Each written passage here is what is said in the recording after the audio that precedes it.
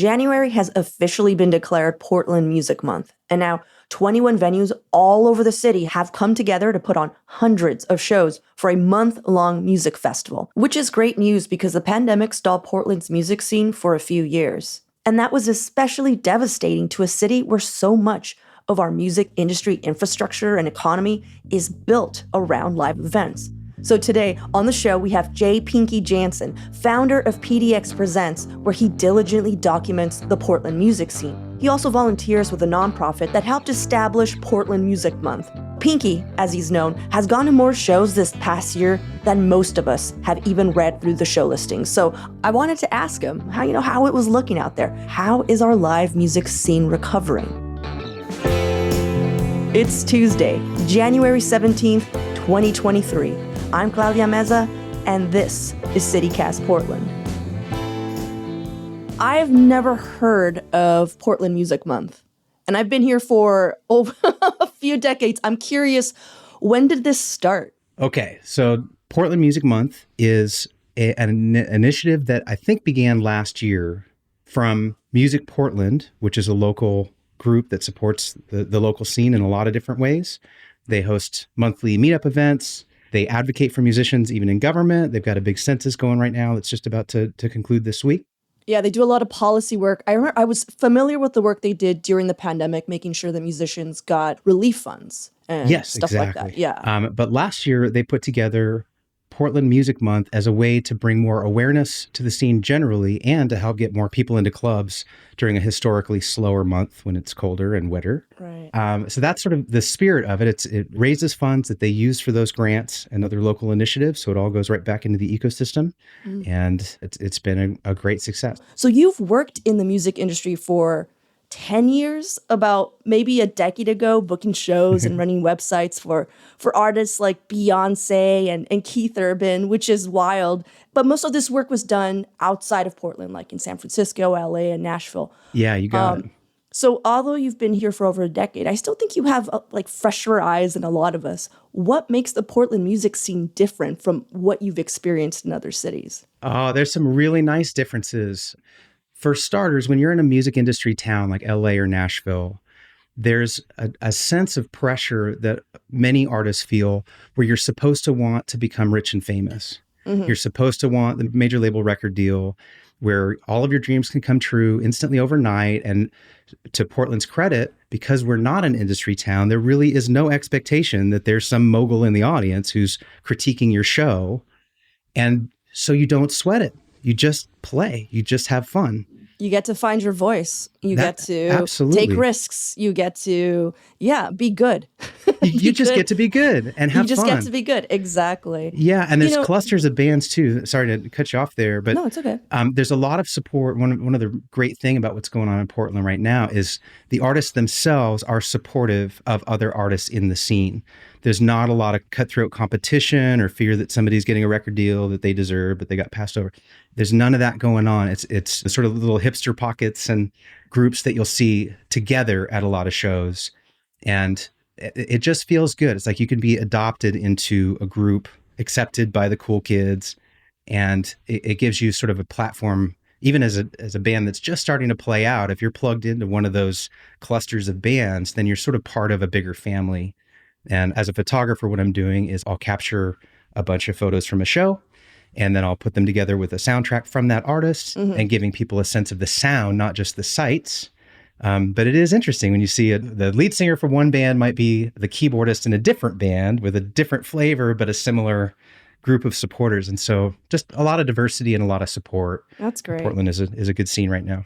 Yeah, you're basically, that's what you're describing as a music scene. And I feel like we haven't had a cohesive one in a long time. So that's wonderful because it's made by design for people who have that free time or for people who are just experiencing what you just stated, that community, that, this could be my life.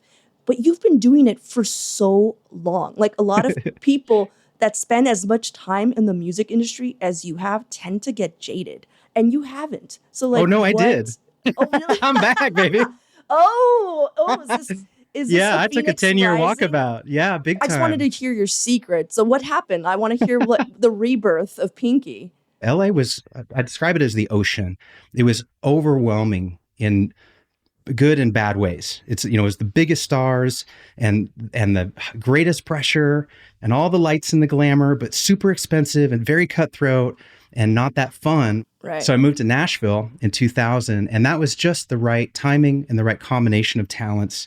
And so my early claim to fame was I would support an artist website at no cost to them. I would do everything out of pocket. And in exchange, we had a revenue share. So I would keep about 30% and the artist would get 70% just for playing along. So basically, that first generation of my career ended on a high note. We sold the business.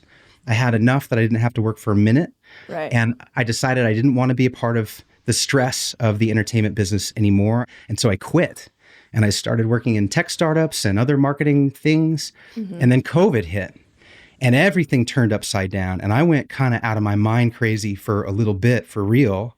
And I started listening to a lot of music almost as a form of therapy. And then I started watching music documentaries. And this was the tipping point for me. Uh-huh. I felt profound nostalgia for what I was blessed to be able to do throughout my 20s and what has been missing from my life since then, since I moved to Portland and quit it all. And being in this weird moment where everything shut down, everything changed, I just felt like, where is that right now? What are we going to be talking about in 30 years? But they'll be talking about the COVID era.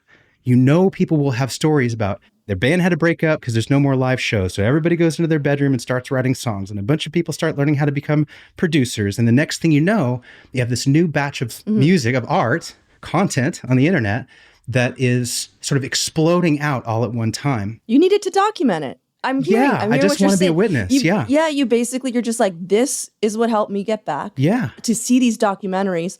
This scene doesn't have that right now. Yeah. I'm going to do that. Yeah. And I'm going to get that excitement. So through doing it, it's so interesting how sometimes you somehow experience stuff a little deeper because you're out of it. And so your ego is out of it. And so you're just in that moment. You got it. Yeah. I feel very lucky as a photographer, really very literally to be a witness, not only of this moment right now, which will help to build the local Portland scene, but as a gift for these artists, for themselves in 20 or 30 years, when they're remembering the good old days, I want them to remember their history in an even grander light than they would have just having memories about a show. Yeah. And you've been doing a lot of research. You recently saw over like 50 different Portland artists in about 5 months. Yeah. What was that like? It's been awesome. And we really have an eclectic range of talent here, not only in the genres that are represented, from synth pop to punk to hip hop, rap, R&B. So just genre-wise, there's a lot of flavors to choose from.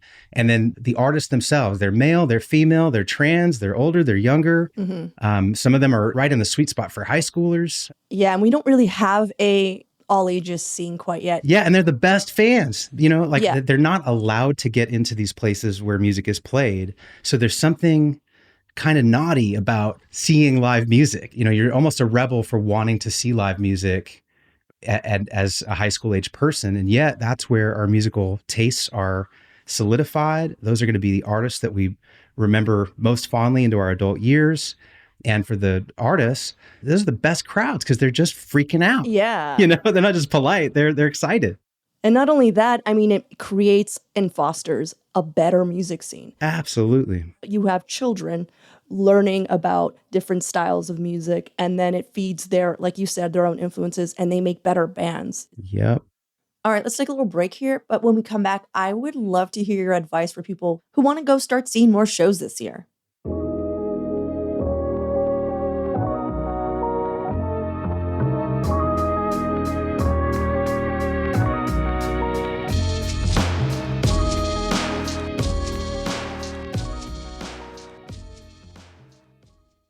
So what is your tip for listeners who want to start seeing more local shows? Like, where can they start? So 2 parts to this answer. Part 1 is if you want to go see what's going on locally, you want to start with an idea of what clubs have live music all the time. And there's some really excellent ones like Lollipop Shop, the Fixin' 2 up in North Portland. Yeah. Holocene has a good scene. Honey Latte. Mm-hmm. So if you're looking for a cool spot that you'd like to see anything, those are some good suggestions. And then if you're looking for specific artists or genres, there's an amazing locally produced app called Near Here, NEARHEAR.app. You can find them on Instagram too. They have a daily list of shows, and you can look by future dates too, but you can search by artist, by venue, by date, by genre. And that was enormously helpful for me. There's Spotify streaming for each one of the bands listed, so you can just get a quick taste. And if you find one that you like, then the last piece is having an expectation for, well, what does a show cost? Most shows are about $10. The higher end shows are $15, but that's the range that you're talking about. And there's a very good chance you'll spend more at the bar. Really, it's breaking down that feeling of intimidation. Like, well, what's going on and what's the scene like? And am I going to feel out of place? Once you do it a few times, you just sort of feel like nobody cares, like nobody's looking at you. Just go have a good time. And once you start paying attention for even a short amount of time, a few weeks, you start to see some familiar names. You see that club again, you see that band again. And so now it starts to feel more intuitive and you can just roll with it. So like what Portland Music Month events would you recommend for this week? What I would recommend is that people go to portlandmusicmonth.org, where there's a full list of all of the venues participating. And if you click into each one of those venues, then you can see who the artists are going to be. Of all of the shows coming up, one I'm personally most excited about is happening on January 27th at Star Theater. And this is called Rising Buffalo. It's a group of Native American artists of several different genres. There's rap, there's rock, spoken word. But this is a group that is bringing a legacy with them. You know, these are true natives of this land.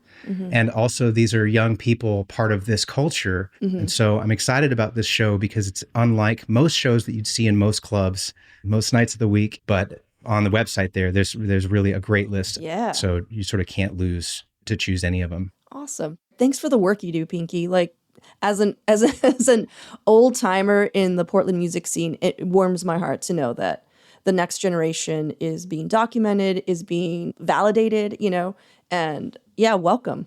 Well, you've been here for 10 years, but you. welcome. Yeah, no, I honestly feel like I've just arrived. And a big part of it is that it can be challenging when you move to any new city to find a social group. And then at a deeper level than that, people who really connect at the same fundamental root as you. So it can music manifests in many forms, but this is a group of people who don't just want to meet other people and drink beer, but really want to share their life stories, their talents, to be a part of something creative collectively over time. And so I feel very warm and fuzzy about it all. I'm glad that it's valuable, but you know, it makes me feel like a cool kid to take photos of the cool kids. So I'm just doing my little part. And now for your microdose of news. Last week, we filled you in on the trouble at the county's public animal shelter, where they temporarily had to stop accepting new strays, and some animals were euthanized because of possible neglect. So now, Multnomah County Chair Jessica Vega Peterson is asking for an investigation into the history of animal neglect at the shelter. The good news is that after the story broke, the shelter reported a surge in people adopting new pets, and they no longer face overcrowding. And good news for all my fellow non-dairy fans out there. Stumptown Coffee, our hometown coffee and roasting chain, is now making oat milk the standard option for all their milk-based drinks. Oat milk has a smaller carbon footprint than dairy, and Stumptown says 50% of its customers already request it. So animal rights group PETA gave Stumptown a Compassionate Coffee Chain Award this week to celebrate the shift. If you'd like more than a microdose of news, sign up for our newsletter, Hey Portland. It's the perfect mix of local news highlights, event recommendations, and local life hacks, all in your inbox by 6 a.m. That's all for today here on CityCast Portland. Are you liking the show? Let us know at portland@citycast.fm. You can also call and leave a message at 503-208-5448. We'll be back in the next few days with more from around the city. Until then, see you at Slim's.